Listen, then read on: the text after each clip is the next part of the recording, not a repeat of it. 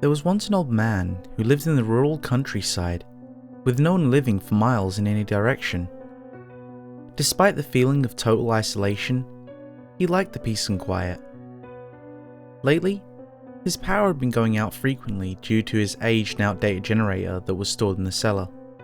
He went to the city to purchase a new one. That night, he flipped on the generator and took a nice hot shower, the first in a couple of months. After that, he went to bed after a long day of work. He was just about to doze off when he heard the sound of water dripping. Drip, drop, drip, drop. He was awakened by it but paid no mind to it. But then, he heard it again.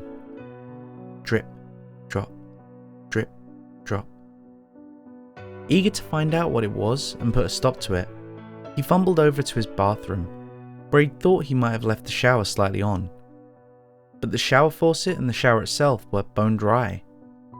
He then assumed that maybe the leaking sound was coming from an old pipe in the cellar. The house was very old, and much of the plumbing was rusted and damaged. So he went downstairs so he could prevent the leaking from getting to his floor. When he got downstairs, he found the source of the leakage, right next to the new generator. It was very dark, the only lights being the two dim red lights indicating the generator was off. But he knew he was near a group of exposed pipes, so he put a towel and bucket in that general area. The water was warm, and it almost felt thicker than water usually would feel, but the warm shower he just took would explain that. He got up and shuffled back to bed, but continued to hear the leaking. The next morning, he went back down to the cellar with his tools to fix the pipes. When he arrived at the spot, he began to inspect which pipe was leaking, only to find that none of them showed any signs of damage or leakage. He turned on the water to see if it would drip, but to no avail. He ducked under the pipes to retrieve the bucket and towel, and noticed that right where he placed them were patches of black fur.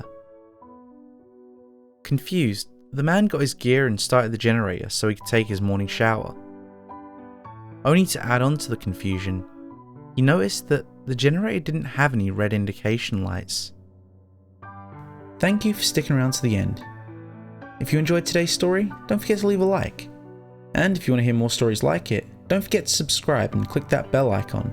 That way you'll never miss a story. Oh, and if you haven't already, don't forget to follow me on Twitter so you can keep up with the latest goings on the channel.